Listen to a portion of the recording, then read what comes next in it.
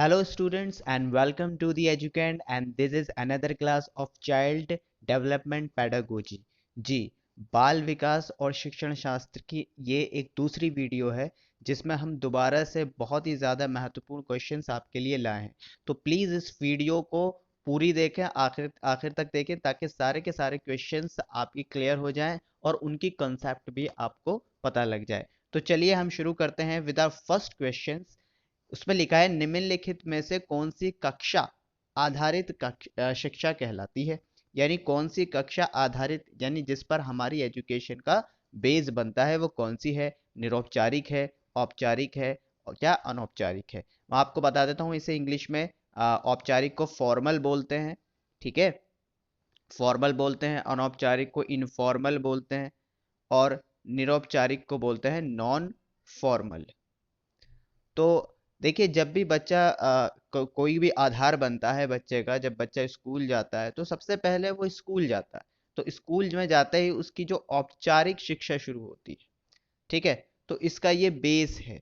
तो हमेशा इस बात को ध्यान रखना, निम्नलिखित में से कौन सी कक्षा आधारित शिक्षा है। तो कक्षा की जो आधारित शिक्षा है वो क्या है, होगी आपकी औपचारिक शिक्षा होगी, क्योंकि बच्चा जो है स्कूल जाता है, शुरू वाली जो क्लास होती है वो उसकी फॉर्मल होती है, इनफॉर्मल नहीं होती है, ना ही नॉन फॉर्मल होती है। तो चलिए नेक्स्ट क्वेश्चन देखते हैं। नेक्स्ट क्वेश्चन कहता है क्या शिक्षा की त्रिध्रुवीय प्रक्रिया का समर्थन किसने किया है। किसने किया है त्रिध्रुवीय प्रक्रिया का समर्थन। तो ये किया है जॉन डेवी ने। जॉन डेवी के बारे में मैं आपको बता दूं, ये एक प्रैग्मेटिस्ट थे जो व्यवहारिक और ये समझते थे, एक बहुत ही लिबरल मैं कह सकता हूँ, जिन्होंने एजुकेशन में एक रेवोल्यूशन लाया है, एक क्रांति लाई है और एजुकेशन को तीन तीन ध्रुवियों में बांटा है। तीन ध्रुवीय कौन कौन से हैं कि उन्होंने बताया है कि तीन चीजें हैं जो एजुकेशन पर फर्क पड़ती है। एक तो उसका टीचर होता है, एक खुद बच्चा यानी चाइल्ड, और उसका फिर एनवायरनमेंट। ये तीनों चीजें मिलकर ही किसी शिक्षा को खड़ा करते हैं।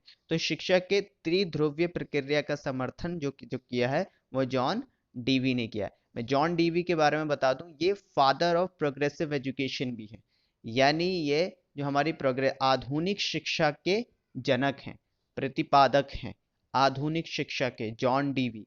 जॉन डीवी ने, और एक ये प्रैग्मेटिज्म भी है, यानी ये प्रैक्टिकल, इन्होंने एजुकेशन के बारे में बहुत बातें की हैं। तो मैं ये समझता हूँ कि इन्होंने एक एजुकेशन के अंदर बहुत बड़ी क्रांति लाई है। तो चलिए नेक्स्ट क्वेश्चन देखते हैं हम। नेक्स्ट क्वेश्चन है 16 साल का नीरज एक अलग स्वशासी व्यक्ति के रूप में खुद को समझने का प्रयास कर रहा है। वह विकसित कर रहा है, क्या कर रहा है, वो क्वालिटी विकसित कर रहा है भाई, स्वायत्ता यानी ऑटोनॉमस। ऑटोनॉमस आपने बहुत नाम सुना होगा, जैसे ऑटोनॉमस बहुत सारे ऑर्गेनाइजेशन भी होते हैं। तो ये जो ऑटोनॉमस ऑर्गेनाइजेशन होते हैं, ये आपने सुना होगा, ये इंडिपेंडेंट होते हैं, यानी किसी गवर्नमेंट या किसी संस्था पर डिपेंड नहीं करते।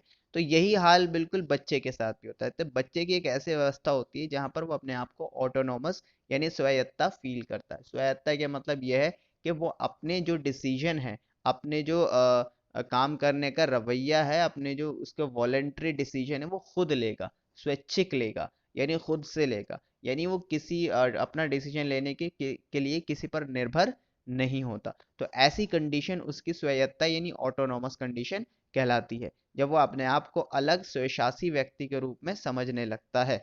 तो इस व्यवस्था को हम क्या कहते हैं, स्वायत्ता यानी ऑटोनॉमस, ठीक है। तो ये ऑटोनॉमस कहलाती है और हिंदी में इसे स्वायत्ता, यानी जब कोई भी बच्चा अपने खुद के डिसीजन खुद अपनी इच्छा से बिना किसी पर डिपेंड रह करने लगे। तो चलिए नेक्स्ट क्वेश्चन देखते हैं। शिक्षकों द्वारा शिक्षण में अंतर्दृष्टि विकसित करने के लिए विद्यार्थियों के मूल्यांकन का प्रयोग किया जा सकता है। अच्छा, यानी शिक्षकों द्वारा शिक्षण में अंतर्दृष्टि विकसित, यानी अंतर inner inner site inner site में डेवलपमेंट करने के लिए विद्यार्थियों के मूल्यांकन का प्रयोग किया जा सकता है। किस चीज़ में, जो विद्यार्थी विद्यालयों के मानक से मेल नहीं करते उन्हें आगे नहीं बढ़ना चाहिए। तो बहुत नेगेटिव आपका ऑप्शन है, तो ये तो हो ही नहीं सकता। शिक्षार्थी की आवश्यकता के अनुसार शिक्षा के तरीकों में परिवर्तन। ये बिल्कुल ठीक ऑप्शन है। देखिए, जब भी कभी हमें इनर साइट को विकसित करना है बच्चे की, तो उसके लिए क्या होगा कि उसे चाहिए शिक्षार्थी की आवश्यकता के अनुसार, शिक्षक को चाहिए शिक्षार्थी की आवश्यकता के अनुसार अपने तरीकों को बदले। यानी जैसा बच्चे का मेंटेलिटी है, उसका इंडिविजुअल इंटरेस्ट है, उसी हिसाब से शिक्षार्थी को पैटर्न दिया जाए। यानी शिक्षा, जो शिक्षक होता है वो अपने हिसाब से ना चल के, बल्कि इंडिविजुअल डिफरेंस, यानी ये जो आपका व्यक्तित्व अंतर होता है, इसको बेस बनाकर वो अपना पैटर्न बनाए, यानी मूल्यांकन करे। तो ये ऑप्शन बी बिल्कुल ठीक होगा। ठीक है, कक्षा में होशियार एवं कमजोर विद्यार्थियों का समूह बनाए, ये तो बिल्कुल भी नहीं। उन विद्यार्थियों को पहचाने जिन, नहीं नहीं, बिल्कुल भी नहीं। तो यही ऑप्शन सही होगा कि शिक्षार्थियों की आवश्यकता के अनुसार शिक्षा के तरीके में परिवर्तन। यानी जब आप देख रहे हैं कि बच्चा इस तरीके से सीख नहीं पा रहा है, तो शिक्षक को चाहिए वो अपना तरीका बदल दे।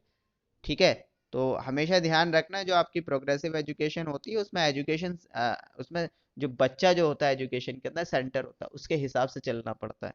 टीचर के हिसाब से आप नहीं चल सकते। नेक्स्ट क्वेश्चन देखेंगे।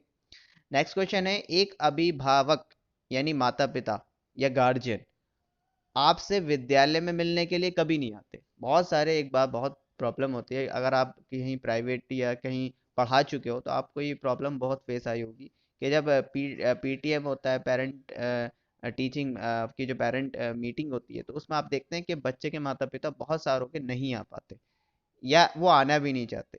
तो बेसिकली वो क्या होता है, तो ऐसी कंडीशन में आप क्या करेंगे? वे बच्चों की उपेक्षा करेंगे, यानी बच्चों को बोलेंगे कि आए, अभिभावकों को लिखेंगे, उन्हें लिख के बताएंगे कि भाई आपको आना चाहिए, आप स्वयं उनसे मिलने जाएंगे, या बच्चों को दंड देना शुरू कर देंगे? दंड तो आप दे ही नहीं सकते किसी भी हाल में। ठीक है, अच्छा, बच्चों की उपेक्षा करेंगे, बच्चे से क्या मतलब, पेरेंट्स नहीं आ रहा है, इसमें बच्चे की कोई गलती नहीं है।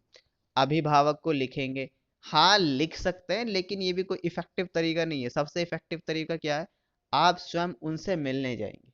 आपने शायद हिचकी, रानी मुखर्जी की मूवी देखी हो, उसमें जो बच्चे वो पढ़ाती हैं वो बहुत नालायक किस्म के माने जाने वाले, लेकिन उन्हें जो टीचर मिलता है वो बहुत अच्छा मिलता है, जिससे वो नालायक बच्चे ही इतने लायक बन जाते हैं। तो ये टीचर ही होता है जो आपको समझाता है, बताता है, और आपके अंदर ट्रांसफॉर्मेशन और चेंज इन बिहेवियर लाता है। तो वो क्या होता है, जब पेरेंट टीचिंग मीटिंग होती है आपकी, तो पेरेंट्स मीटिंग जब होती है तो वो देखते हैं कि बच्चों के तो पेरेंट्स आते ही नहीं है, वो अपने कामों में लग रहे हैं। बेसिकली ऐसे ही होता है। मैं अपनी बताता हूँ कि कभी मेरे माँ बाप भी नहीं गए, तो ऐसा होता है बेसिकली। तो हम ये देखेंगे कि जब अगर ऐसा होता है, तो आपने देखा कि वो रानी मुखर्जी खुद ही पेरेंट्स से मिलने एक एक के घर जाती है। तो ये कहीं कुछ और नहीं है, यही तरीका है। यही तरीका है कि टीचर को चाहिए कि वो उनके माँ बाप के घर चले जाए, उनसे खुद से मिलने और बात करे बच्चे के बारे में कि आपके बच्चा कैसा चल रहा है। तो चलिए नेक्स्ट क्वेश्चन देखते हैं। एनसीएफ सन 2005 के अनुसार प्राथमिक स्तर पर प्राथमिक स्तर पर कक्षा में प्रयुक्त भाषा होनी चाहिए।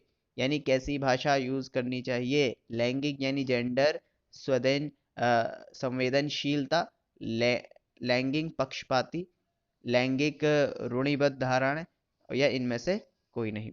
देखिए, सबसे पहले बात समझ लेंगे, लैंगिक यानी जेंडर के बारे में बात हो रही है। अब जेंडर जो है वो सेंसिटिव होने चाहिए, यानी संवेदनशीलता, ऑप्शन यही ठीक होगा। संवेदनशीलता का मतलब यहाँ पर यह है कि सेंसिटिव, यानी ये नहीं होना चाहिए कि ये लड़का है ये लड़की है। तो पक्षपाती रूप यानी बायस तो होना ही नहीं चाहिए। ठीक है, रूढ़िवादी धाराएं भी नहीं होनी चाहिए। रूढ़िवादी लैंगिक धारणाएं क्या है, कि जो लड़की है वो किचन का काम करेगी और जो लड़का है वो ऑफिस का काम करेगा। ये आपका ऑर्थोडॉक्स है जेंडर को लेके। ठीक है, और इनमें से कोई नहीं, ये भी गलत है। तो लैंगिक संवेदनशीलता यानी जेंडर सेंसिटिव होना ही, वही भाषा इस्तेमाल की जाएगी। ठीक है, पक्षपाती भाषा जेंडर वाली नहीं, और ना ही रूढ़िवाद होगी। तो ये सन 2005 में जो एनसीएफ है आपका नेशनल करिकुलम, तो उसके हिसाब से बोला है कि जेंडर सेंसिटिव भाषा का इस्तेमाल करें। नेक्स्ट क्वेश्चन देखते हैं। एक शिक्षक के रूप में आप कक्षा में शिक्षा शास्त्र का उपयोग कैसे करेंगे?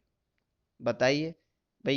ये तो सिंपल आपका बेसिक क्वेश्चन है कि आप अगर एक शिक्षक हो और शिक्षक के रूप में कक्षा के अंदर जाते हो, तो फिर अपनी पैडागोजी का इस्तेमाल आपको कैसे करना है?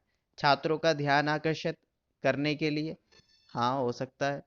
अधिगम मार्गदर्शन प्रदान करने के लिए, बिल्कुल, यानी आप लर्निंग पाथ दिखाएं उन्हें। अभ्यास और प्रतिक्रिया के लिए समय प्रदान करना, ये भी ठीक है, क्या उन्हें प्रैक्टिस और रिएक्शंस का समय दें। उपयुक्त सभी, तो यही ऑप्शन आपका ठीक होगा। यानी पैडागोजी के अंदर ये सारी की सारी चीज़ें ठीक हैं कि बच्चों को आकर्षित भी करें अपनी तरफ ताकि बच्चे उसकी बात सुने, ठीक है। अधिगम मार्गदर्शन प्रदान करें, यानी लर्निंग वे बताए कि लर्निंग वे क्या होता है। अभ्यास और प्रतिक्रिया, यानी प्रैक्टिस और रिएक्शन का उन्हें समय दें, यानी उन्हें जो आपने क्वेश्चंस दिए हैं उनकी वो प्रैक्टिस का समय दें, और जो आपने उनसे पूछा उन्हें उनका कोई रिएक्शन आए उसके बारे में आप उसका भी उन्हें समय दें। तो ये सारी की चीज ठीक है, तो ऑप्शन डी ठीक होगा। नेक्स्ट क्वेश्चन देखते हैं। किसने कहा कि हमारी शिक्षा प्रणाली द्विध्रुवीय प्रक्रिया है? ये देखो, मैंने आपको पहले बताया था कि जॉन डीवी ने तो बोला था कि त्रिध्रुवीय है, लेकिन जॉन एडम्स जॉन एडम्स ने बोला है कि द्विध्रुवीय, जिसमें इन्होंने एनवायरनमेंट को इंक्लूड नहीं किया है, ठीक है। इन्होंने टीचर और आपका स्टूडेंट, टीचर और स्टूडेंट को दोनों को शिक्षा में माना है। दो प्रणाली द्रव्य है जिसमें टीचर और आपका स्टूडेंट्स आता है। तो जॉन एडम्स के बारे में मैं आपको बता देता हूँ। जॉन एडम्स जो है, इन्होंने एक बुक लिखी है, ये बात उन्होंने उसी बुक में बोली है, चाहे आप उसे पढ़ लेना जाके। इवैल्यूएशन ऑफ, मैं बता देता हूँ, इवैल्यूएशन ऑफ एजुकेशन थ्योरी, ये इनकी बुक है। ये बात इन्होंने इस बुक में बोली है, थ्योरी। तो evaluation of education theory John Adams ने ये लिखी है, और वहीं उसी बुक में ये वाली उन्होंने बात कही है कि जो शिक्षा प्रणाली है वो प्रक्रिया कैसी प्रक्रिया है, द्वि द्विध्रुवीय, यानी दो चीज़ों की है, यानी टीचर हो गया उसमें और एक स्टूडेंट हो गया। तो चलिए नेक्स्ट क्वेश्चन देखते हैं। थॉर्नडाइक का कौन सा कानून अधिगम में पुरस्कार और सजा का महत्व को इंगित करता है? तो भाई जॉन डिक के तीनों एक जैसे, एक तो वो होता है तैयारी की विधि, प्रभाव का नियम और व्यायाम का नियम। जो पुरस्कार यानी पनिशमेंट है और रिवॉर्ड है, पनिशमेंट और रिवॉर्ड, देखिए मैं आपको बता देता हूँ पनिशमेंट और रिवॉर्ड का क्या सिस्टम है। देखिए पनिशमेंट, जब किसी चीज़ का प्रभाव, मैं आपको बता देता हूँ, इफेक्टिव, यानी इसका ऑप्शन ये सही है। मैं आपको बताता हूँ कैसे। कि जब बच्चा को पता है कि ये वाला व्यवहार करने से पनिशमेंट मिलती है, ठीक है, यानी अगर आप रॉन्ग बिहेवियर यूज करते हो तो आपको पनिशमेंट मिलती है, और अगर आप राइट बिहेवियर यूज करते हो तो आपको रिवॉर्ड मिलता है। तो बेसिकली बच्चा जो है वो रॉन्ग बिहेवियर नहीं करेगा क्योंकि उसका इफेक्ट पता है क्या होगा। तो ये प्रभाव का नियम होता है।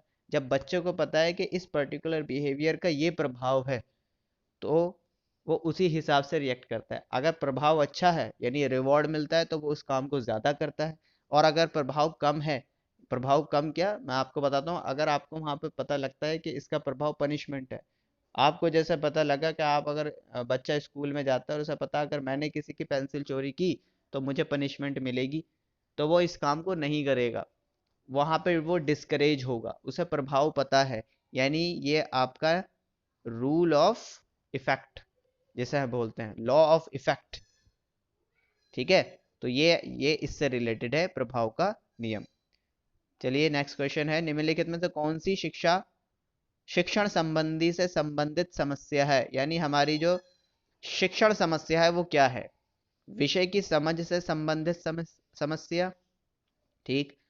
कक्षा में अनुशासनहीनता, परीक्षा की प्रतिलिपि देर से कक्षा में पहुंचे। देखो, अनुशासन ये कोई टीचिंग का काम नहीं है, और परीक्षा की प्रतिलिपि ये भी टीचिंग, और देर से पहुंचना ये भी। जो बच्चे की जो शिक्षण समझता है, विषय के समझ में संबंधित समस्या, यानी अपने सब्जेक्ट को समझने में जो समस्या आती है वही एक्चुअल एजुकेशनल प्रॉब्लम कहलाती है, और कोई सी एजुकेशनल प्रॉब्लम नहीं है ये। ना ही तो कक्षा में अनुशासनहीनता, ये एजुकेशनल प्रॉब्लम नहीं है, ये डिसिप्लिन प्रॉब्लम है। परीक्षा में प्रतिलिपि, इसका तो कोई मतलब ही नहीं बैठता एजुकेशन से। और कक्षा में देर से पहुंचना, इसका भी कोई मतलब नहीं बैठता। तो ये था आपका लास्ट क्वेश्चन। और अगर ये आपको हमारी वीडियो पसंद आई है तो प्लीज़ हमारे चैनल को सब्सक्राइब कीजिए, वीडियो को लाइक कीजिए, शेयर कीजिए और बेल आइकन बजाना बिल्कुल ना भूलें, क्योंकि जब भी हमारी कोई लेटेस्ट वीडियो आती है तो उसका आपको नोटिफिकेशन मिल जाता है। और keep supporting, keep watching, thank you for being here.